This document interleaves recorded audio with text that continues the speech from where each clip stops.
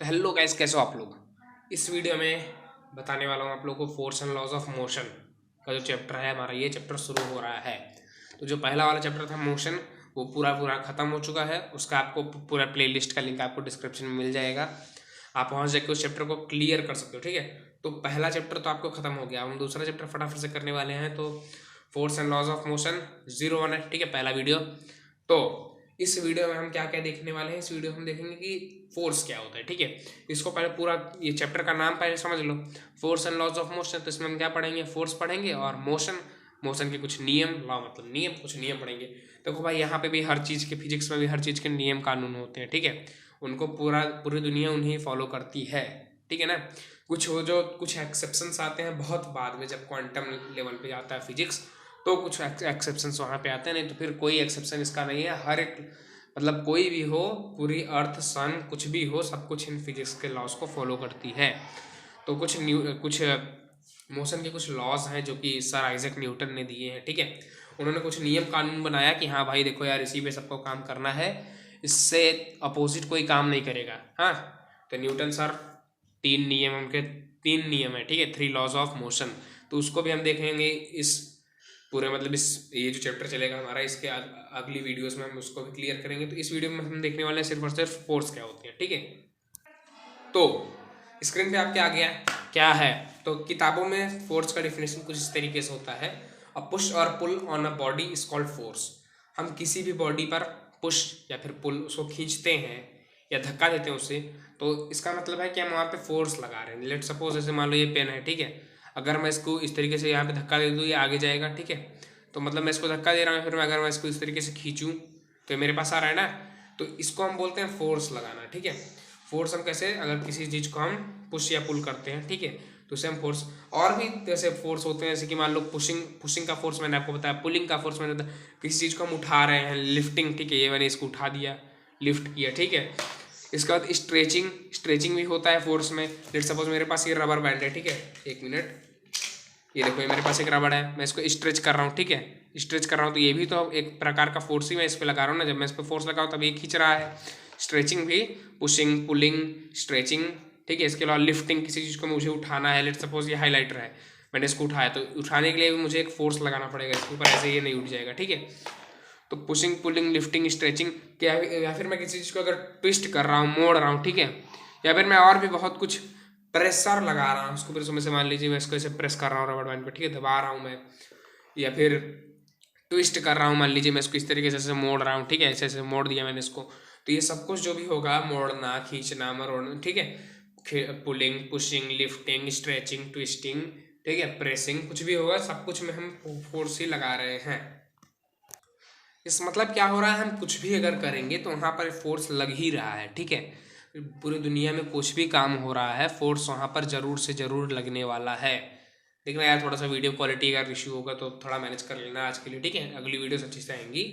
तो यही सब कुछ होते हैं, जैसे हम फोर्स सॉरी हाँ, जैसे कि हम लोग कुछ खेल रहे हैं, मान लीजिए मैं फुटबॉल खेल रहा हूँ, ठीक है, और मैं किसी बॉल को ऐसे पैर से मारूंगा ना, किक करूँगा, तो मैं इसके ऊपर फोर्स लगा रहा हूँ। ठीक है, लेट सपोज मेरे पास कोई बॉल है, अगर मैं इसको मारना चाहूँगा, मैं इसको घुमाऊँ, ठीक है, इसको अगर मैं टर्न करूँ, तो मैं इसके ऊपर क्या लगा रहा हूँ, एक फोर्स लगा रहा हूँ, इसी वजह से अपना पोजीशन को चेंज कर रहा है। ठीक है, पोजीशन को चेंज कर रहा है जब मैं इसके ऊपर फोर्स लगा रहा हूँ। अगर नहीं करेगा फिर मैं फोर्स, मान लीजिए मैं इसको ऐसे प्रेस कर रहा हूँ, ठीक है, मैं इसको इस तरीके से प्रेस कर रहा हूँ, तो भी तो ये फोर्स लगा, मतलब मैं फोर्स लगा रहा हूँ उसके ऊपर। अब भले ही अपना पोजीशन चेंज करे चाहे ना करे, फोर्स तो लग रहा है ना। इसके मैं कुछ आपको इफेक्ट्स बताने वाला हूँ फोर्स के। ठीक है, फोर्स के क्या इफेक्ट्स होते हैं जो कि करते हैं, फिर मैं आपको और भी कुछ बताऊंगा इंटरेस्टिंग चीज़ें फोर्स के बारे में। ठीक है, पहले मैं इसके इफेक्ट्स आपको फटाफट से बता देता हूँ। तो सबसे पहले क्या, मैंने यहाँ पे 2 आपको लिख दिए हैं इफेक्ट, इसके मैं और भी आपको इफेक्ट्स बताऊंगा, अभी मैं आपको 2 बता रहा हूँ। ठीक है, तो पहला इफेक्ट क्या है, a force can move a stationary object. ठीक है, इसका मतलब क्या हुआ, अगर कोई, मान लो ये ऑब्जेक्ट है, ये रुका हुआ है, ठीक है, ये बॉल यहाँ पे रुकी हुई है, अब अगर मैं इस पर फोर्स लगाऊंगा ना तो ये चली जाएगी, ये मूव कर रही है, देखो बॉल रुकी हुई है, मैं फोर्स लगा दूंगा तो चली जाएगी। इसका मतलब हम फोर्स किसी चीज़ पे लगाएंगे तो जो चीज़ होगी वो मतलब मूव कर सकती है। Force can move stationary object, stationary मतलब रुका हुआ, ठीक है, ठहरा हुआ, ये रुका हुआ है, अगर मैं इसके ऊपर फोर्स लगाता हूँ तो ये मूव कर जाएगा। ठीक है, चलो अभी दूसरा वाला जो है, इसी का ये समझ में आ गया होगा आपको। दूसरा वाला जो है इसी का कन्वर्स है, बिल्कुल मतलब बिल्कुल अपोजिट है। अगर कोई ऑब्जेक्ट मूविंग है और मैं इसके ऊपर फोर्स लगा दूंगा तो ये रुक जाएगा, भाई ये चीज़ आ रहा है, मैं इसके ऊपर फोर्स लगा दिया, रुक गया ये।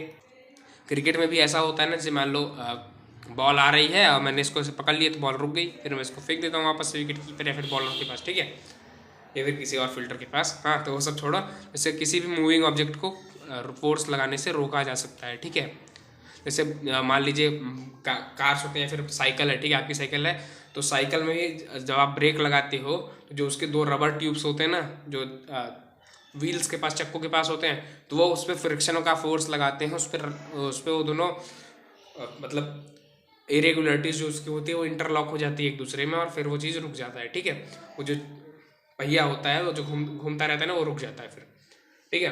तो इस तरीके से जो हमारा एक मूविंग ऑब्जेक्ट को रोका जा सकता है फोर्स लगाकर, एक स्टेशनरी ऑब्जेक्ट को मूविंग ऑब्जेक्ट बनाया जा सकता है फोर्स लगाकर, ठीक है। तो फोर्स क्या कर सकता है? Force can change the speed of an object. किसी ऑब्जेक्ट की, अभी तो ऑब्जेक्ट हमने ये बॉल ही माना हुआ है, ठीक है, किसी ऑब्जेक्ट की स्पीड को चेंज कर सकता है। लेट सपोज ये यहाँ पे आ रहा है, मैंने इसको ऐसे, देखो ये धीरे से आ रहा था, मैं तेज से फोर्स लगा दी, इसकी स्पीड तेज हो गई, देखो धीरे से तेज से लगा दो और स्पीड तेज हो जाएगा। हाँ, लेट सपोज ये पेन है, ये पेन धीरे धीरे धीरे जा रहा है, अब मैं इसके ऊपर तेज से फोर्स लगा दूंगा, इसकी स्पीड चेंज हो जाएगी। फिर अगर ये तेजी से आ रहा है, मैं इस पर फोर्स लगा के इसको आराम से कर दूँ तो ये धीरे हो जाएगी, ठीक है। मतलब फोर्स किसी भी ऑब्जेक्ट का स्पीड को चेंज कर सकता है, वेलोसिटी को भी चेंज, हाँ मतलब डायरेक्शन भी चेंज हो जाएगा तो उसकी वेलोसिटी भी चेंज हो जाएगी, ठीक है। तो मतलब किसी भी ऑब्जेक्ट की स्पीड को एक फोर्स चेंज कर सकता है, ठीक है। मैं आपको बिल्कुल डिटेल में सब कुछ बता देने वाला हूँ इसी वीडियो में, आपका फोर्स का पूरा कॉन्सेप्ट क्लियर हो जाएगा, ठीक है। नेक्स्ट देखते। तो यहाँ पर देखो एक और इफेक्ट क्या है कि a force can change the direction of the moving body. Okay, फिर से एक बार, ये ऑब्जेक्ट यहाँ पर आया, इधर आ रहा था, मैंने इसे फोर्स लगाया, इधर जाने लगा। मान लो कि देखो मैं यहाँ पर आपको ड्रॉ करके दिखा देता हूँ, ठीक है। लेट सपोज नॉर्थ, ठीक है, वेस्ट, ईस्ट और ये साउथ, ठीक है। इस तरीके से हमारा जो है पूरा काम कर रहा है, ये हमारा सारा डायरेक्शन है। लेट सपोज अगर ये वेस्ट की साइड जा रहा है, मैंने इस पर इधर से फोर्स लगा दिया, ईस्ट की साइड जाने लगेगा। अगर नॉर्थ जा रहा है, मैंने इस पर इधर से फोर्स लगाया, साउथ आने लगेगा, ठीक है। साउथ जा रहा है, नॉर्थ जाएगा, वेस्ट को जा रहा है, ईस्ट को जाएगा, ईस्ट को जा रहा है, वेस्ट को जाएगा। जिस साइड में आप फोर्स लगा दोगे उस साइड ही जाने लगेगा। तो ऑब्जेक्ट का डायरेक्शन जो होता है वो भी डिपेंड करता है कि फोर्स उस पर किस डायरेक्शन में लग रहा है, ठीक है। जिस डायरेक्शन में फोर्स लगेगा उसी ऑब्जेक्ट में बॉडी मूव करने वाली है। यही है हमारा जो एक और इफेक्ट मैंने आपको यहाँ पे क्लियर करा दिया। एक और आपको इफेक्ट बता देता हूँ लास्ट वाला। तो और क्या है इसका एक, a force can change the shape and size of an object. किसी भी ऑब्जेक्ट का एक फोर्स ना शेप और साइज को भी चेंज कर सकता है। इसका एग्जांपल आपको मैं दे देता हूँ। ये मेरे पास देखो, ये जो पेज इसके ऊपर मैं आपको बता रहा हूँ सब कुछ, ठीक है। मैंने इसके ऊपर फोर्स लगाया और इसको इस तरीके से देखो, मैंने इसको पुश कर रहा हूँ, ठीक है। पुश मतलब फोर्स ही लग रहा है इसके ऊपर, ठीक है। और मैंने इसको इस तरीके से मोड़ दिया, बस यहाँ प्रेसिंग किया, प्रेस भी तो फोर्स ही है। जब मैंने इसको ऐसे मोड़ा, मैंने आपको सब कुछ बताया, यहाँ मैंने इसको प्रेस कर दिया। इसका शेप जो इस तरीके से था पूरा रेक्टेंगुलर, ये देखो एक ट्रायंगल टाइप का बन गया, ठीक है, इस तरह। तो शेप को भी आप चेंज कर सकते हो। जैसे कि मेरे पास ये है, मैं इसको इस तरीके से फोल्ड कर दूँ, शेप देखो इसका शेप फटाक से चेंज हो गया, ठीक है। शेप एंड साइज अगर आप देखो इसका, अगर आपको कोई और एग्जांपल चाहिए तो सेम आप फिर से रबड़ बैंड को मैं लेकर आऊँगा, ठीक है। कोई मेरे पास रबड़ बैंड है, मैं इसको अगर इसके ऊपर फोर्स लगा रहा हूँ, इसको खींचना भी तो फोर्स ही है। देखो इसकी साइज़ अभी छोटी है, ठीक है। मैं अगर इसको खींचता हूँ तो इसकी साइज़ बढ़ती जाएगी, बढ़ती जाएगी, बढ़ती जाएगी, बढ़ती जाएगी, ठीक है, काफ़ी बड़ी। जितना आप चाहोगे उतना कर सकते हो, मतलब टूट ना जाए जब तक, ठीक है। तो इससे क्या हमको पता चल रहा है कि शेप एंड साइज जो भी होगा उस ऑब्जेक्ट का वो बढ़ जाएगा, ठीक है। साइज बढ़ रहा है, देखो इसका शेप अभी मान लो कुछ ऐसा है, मैं इसको थोड़ा सा ऐसे खींच लूँ तो ये थोड़ा इलेप्टिकल टाइप में हो जाएगा, ऐसे बना लूँ स्क्वायर टाइप में हो जाएगा। तो फोर्स जो होता है ना, वो किसी भी ऑब्जेक्ट का बिल्कुल चेंज कर सकता है शेप एंड साइज को। हाँ, अब देखते हैं आगे। तो यहाँ पर क्या है लिखा हुआ है कि it is a vector quantity. जो फोर्स होता है वो एक वेक्टर क्वांटिटी होता है, जैसे कि यहाँ पे मैंने आपको दिखाया हुआ है। इसमें आपको डायरेक्शन इंपॉर्टेंट होता है। अब वेक्टर क्वांटिटी क्या है मैंने आपको पढ़ाया हुआ है, ठीक है, मोशन वाले चैप्टर में, जो मैंने फिजिकल क्वांटिटीज़ के ऊपर एक वीडियो बनाई थी, जिसका पूरा प्लेलिस्ट आपको डिस्क्रिप्शन में गिवन होगा, वहाँ से आप जाके समझ सकते हो क्या है फिजिकल क्वांटिटीज। ये एक वेक्टर क्वांटिटी है। अभी के लिए इतना समझो कि इसमें डायरेक्शन इंपॉर्टेंट होता है, ठीक है। मैग्नीट्यूड तो भाई इंपॉर्टेंट है, साथ साथ डायरेक्शन भी इसमें इंपॉर्टेंट है। तो और दूसरा क्या है, it's SI unit is Newton. जो फोर्स होता है उसकी एसआई यूनिट होती है न्यूटन, या आपने 8th में ही पढ़ा हुआ होगा, ठीक है। फोर्स की एसआई यूनिट न्यूटन होती है, जो कि famous scientist sir Isaac Newton के नाम के ऊपर रखा गया है। फोर्स की एसआई यूनिट इज न्यूटन, ठीक है। तो अब मैं आपको बताते हूँ कि रिजल्टेंट फोर्स क्या होता है, ठीक है। रिजल्टेंट फोर्स आपको थोड़ा सा मतलब समझ में आ जाएगा। इसके बाद हम पढ़ने वाले हैं ना बैलेंस्ड फोर्स और अनबैलेंस्ड फोर्स, तो उसके लिए आपको ये पहले थोड़ा सा समझ लोगे, ज़्यादा समझ में आएगा। तो रिजल्टेंट फोर्स क्या होता है? Sum of all the forces acting on a body, ठीक है। मेरे पास कोई सा भी ऑब्जेक्ट है, ठीक है, इसके ऊपर जो भी फोर्स लग रहा है, लेट सपोज मैं यहाँ पे से इसके ऊपर किक मार रहा हूँ, ठीक है, तो किक का जो मेरे फोर्स लग रहा है किक फोर्स, ठीक है। यहाँ पे जो ग्राउंड है, यहाँ पे ग्राउंड है ना, देखो यहाँ ग्राउंड है, तो ग्राउंड भी तो एक इसके अपोजिट में एक फ्रिक्शन फोर्स लगाएगा ना। फ्रिक्शन फोर्स सुना है? 8th में हमने पढ़ा था कि फोर्स दो टाइप के होते हैं, ठीक है। इसको हाँ एक और देख लो आप, इसको एफ से डिनोट करते हैं, कैपिटल एफ से, ठीक है। तो फोर्स मेरे दो टाइप के होते हैं, कॉन्टेक्ट और नॉन कॉन्टेक्ट, ठीक है, या फिर डिस्टेंट। इसको हम दो नाम से बोलते हैं, या फिर डिस्टेंट फोर्स, ठीक है। अब इसको भी हमने पढ़ा था, 2-3 टाइप के होते हैं, मान लो 2 टाइप के होते हैं, ठीक है। कॉन्टैक्ट फोर्स 2 टाइप के, 3 टाइप के। एक मस्क्यूलर होता है, जो हम मान लीजिए किसी ऑब्जेक्ट को, मान लो मैं इसका टच करते हैं कि इसको मैं पुल कर रहा हूँ, पुश कर रहा हूँ, ठीक है, तो मैं इस पर मस्क्यूलर फोर्स लगा रहा हूँ, डायरेक्टली कॉन्टैक्ट में भाई मेरे, हाँ।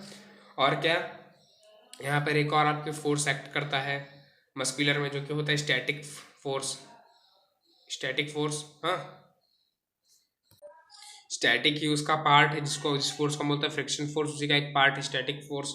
नॉन कॉन्टैक्ट फोर्स भी हमारे 3 टाइप के होते हैं। एक होता है हमारा इलेक्ट्रोस्टैटिक फोर्स,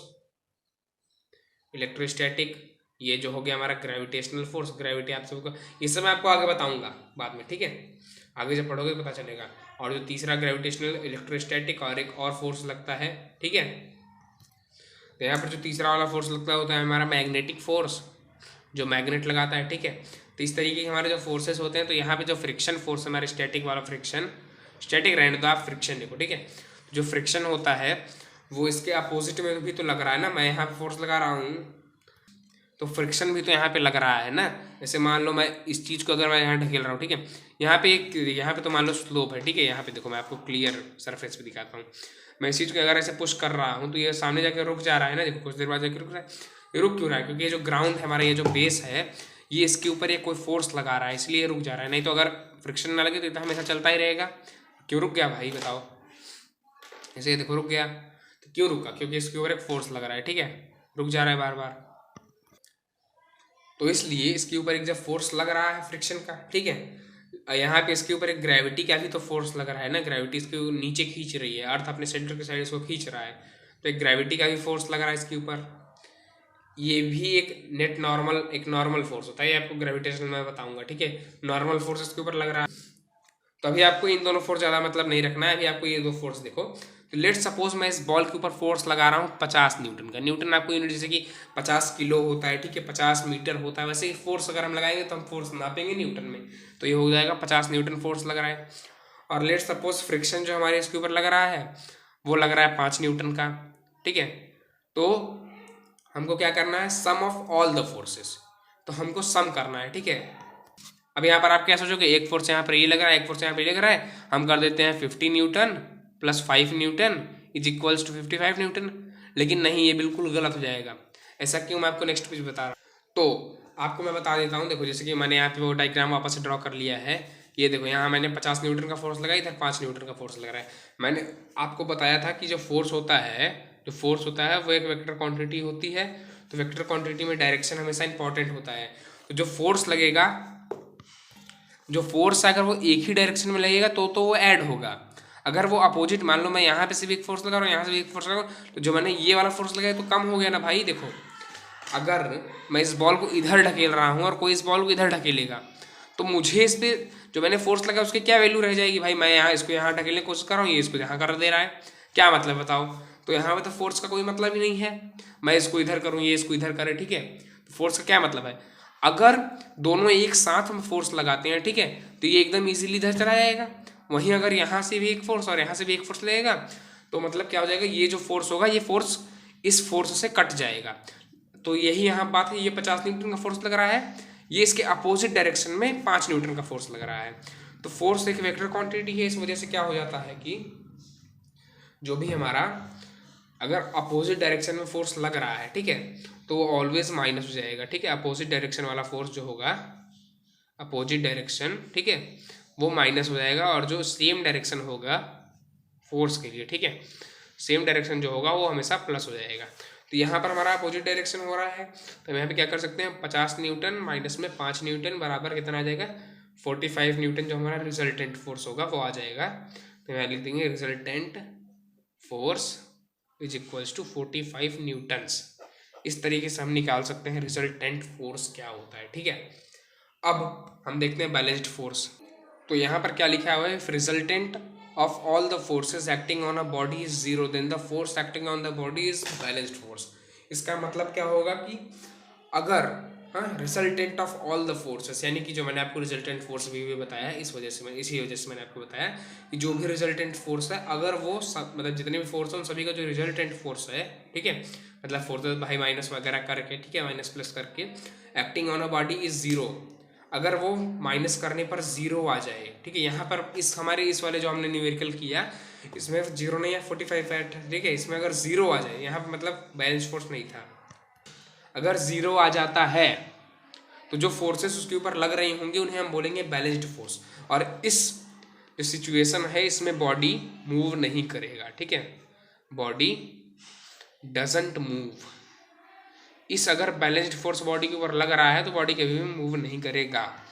अब देखते हैं हम अनबैलेंस्ड फोर्स क्या होता है, फिर मैं आपको इसको समझा दूंगा थोड़ा सा, ठीक है। तो अनबैलेंस्ड फोर्स इसी का बिल्कुल अपोजिट होता है, ठीक है, अनबैलेंस्ड फोर्स, ठीक है। अनबैलेंस्ड क्या होगा, इसी का बिल्कुल अपोजिट हो जाएगा। मतलब जो यहाँ पर जो जीरो था ना, यहाँ बस लिखिए इज नॉट जीरो, ठीक है। आप बिल्कुल ऊपर वाला देख सकते हो, तो यहाँ पर हो जाएगा is not zero, force is not zero. यार क्या मैं, चलो अच्छा लिख के आपको दिखा देता हूँ।